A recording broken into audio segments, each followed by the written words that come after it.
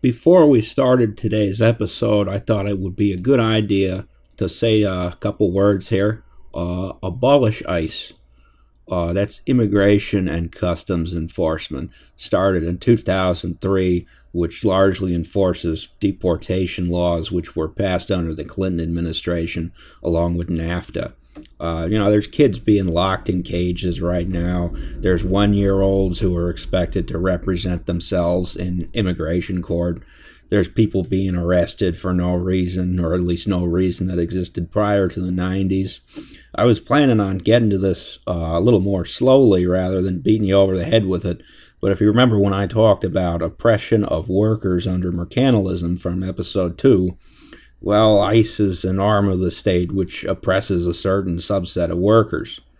It prevents undocumented immigrants from complaining about low wages, stolen wages, unsafe working conditions, or organizing labor unions, since they can be arrested and deported at any time for no reason other than their immigration status. It's especially bad in formerly union workplaces like meatpacking plants. Low wages hurt everyone at the end of the day. You don't have to be an open borders guy like me to understand that free trade doesn't work without free, and that's free as in freedom, labor. Your city probably has an ICE protest, and what they probably need more than anything else right now are warm bodies on the picket lines, and you don't have to be a masked up Antifa super soldier to participate in them. Anyway, Merrick Kenny, end pars, and on to the episode.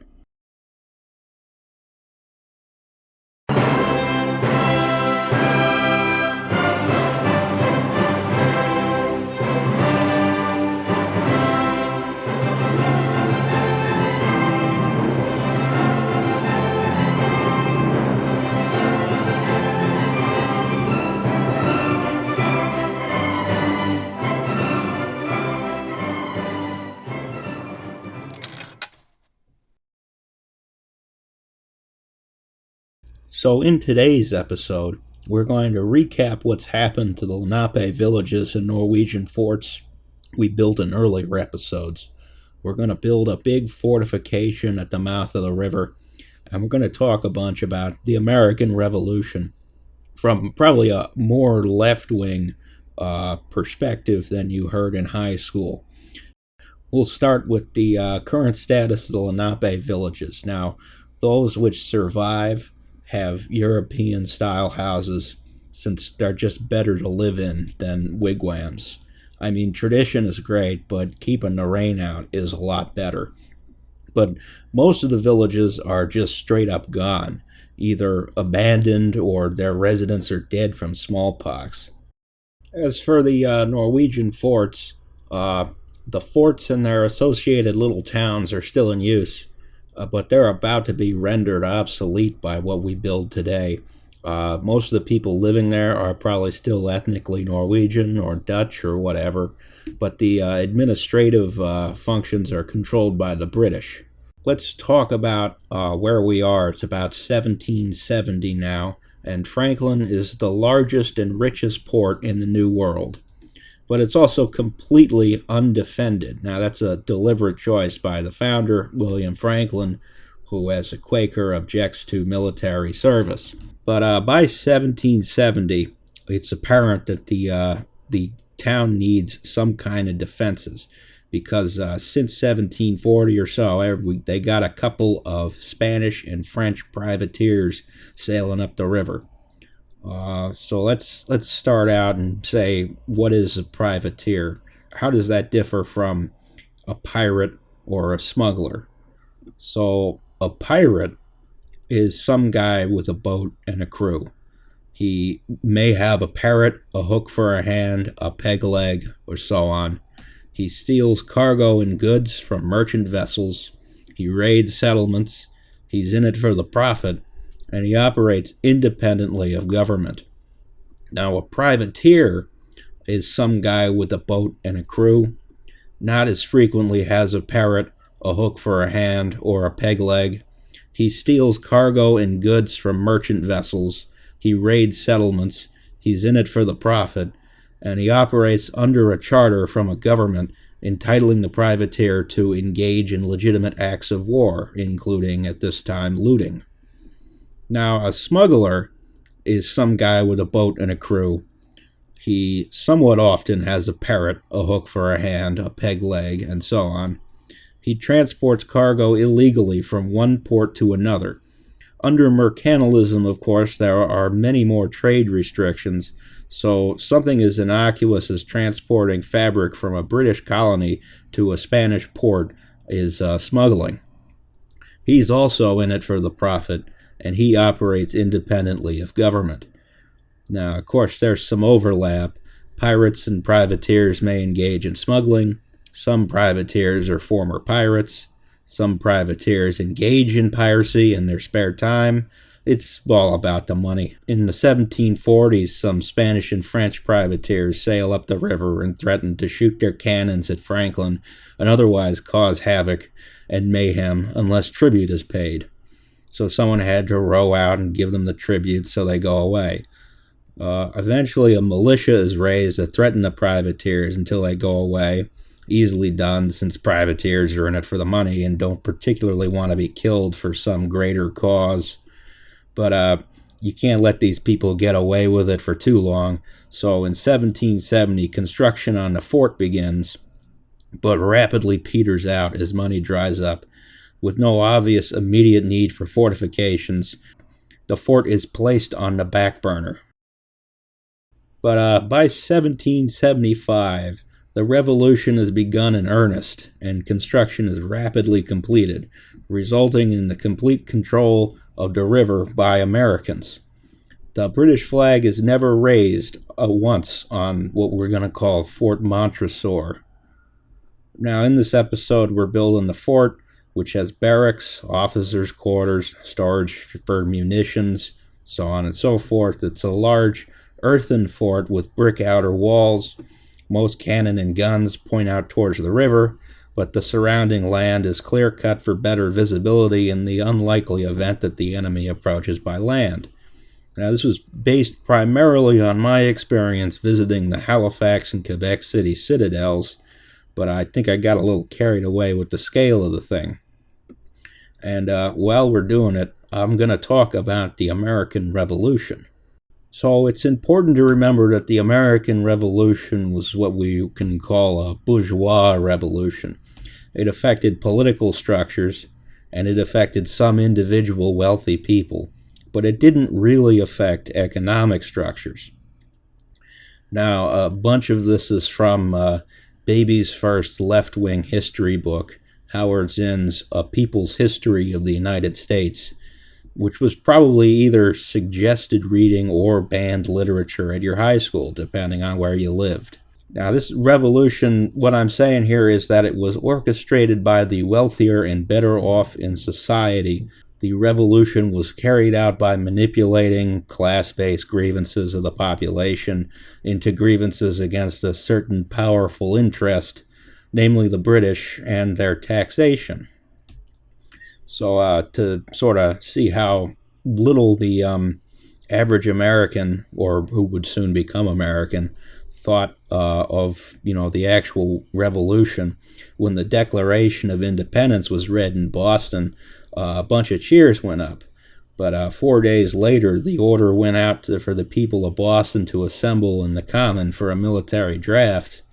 It turned out that the rich could avoid the draft by paying for substitutes, but the poor, with obviously not a lot of money on account of being poor, could not. So a riot broke out, with the people chanting, "Tyranny is tyranny, let it come from who it may." So in short, the founders had a hard time convincing poor men to fight their rich man's revolution. And we can look at some of the political situations at the time to see this. For instance, new state constitutions which were drafted during the Revolution had restrictions that we would consider insane today. Maryland, for instance, would not allow anyone with property worth less than £1,000, or about $200,000 today, to seek political office, for instance. There were situations like Lord Dunmore in Virginia, who offered emancipation to slaves who served in the British Army, while Washington refused to allow people of color in his army at all. Now, many of those slaves who served with the British were taken to Great Britain or Canada after the war and lived as free men. Now, while rhetorically speaking, the Revolution was about freedom, Washington turned away slaves from his army since they expected emancipation after service, which Washington was unwilling to provide.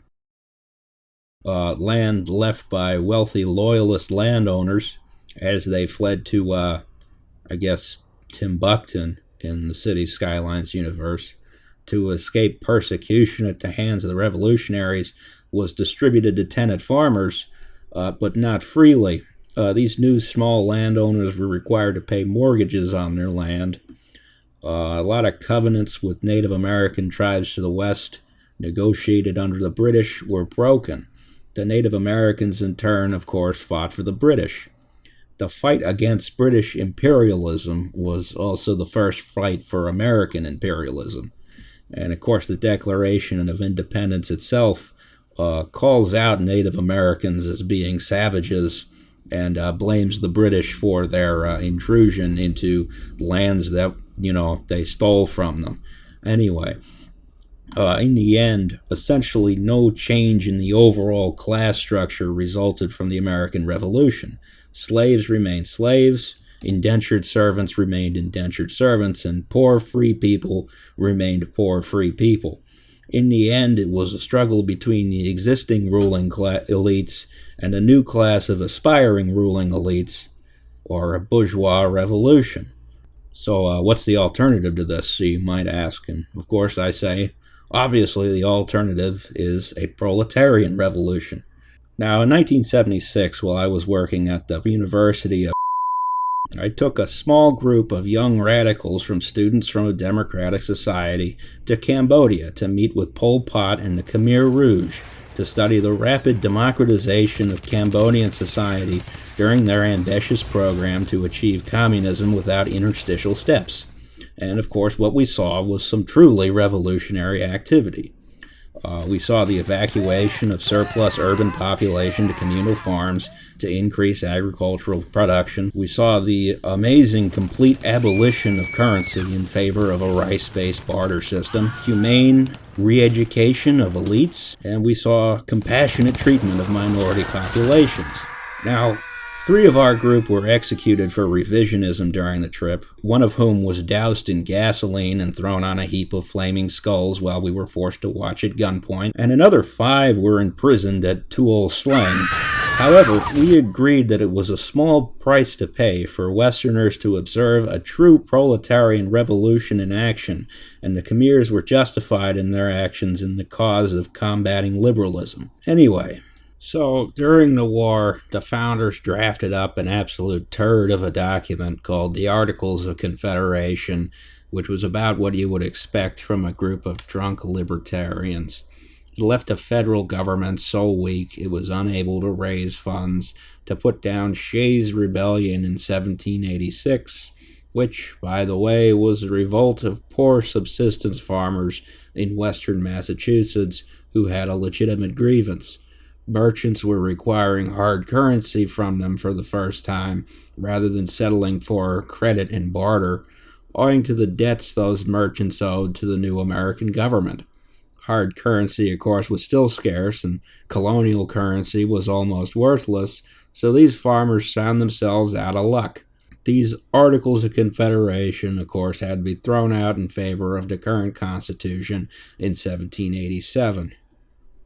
Now, I glossed over a whole bunch in this episode, I'm afraid, and I didn't mention that there were, a few genuine egalitarians in the American Revolution, like Thomas Paine, who published Common Sense, and Benjamin Banneker, a free black man who told off Thomas Jefferson for speaking about freedom in the Declaration of Independence when Thomas Jefferson was a slave owner. I recommend doing some of your own research if you're interested in this stuff.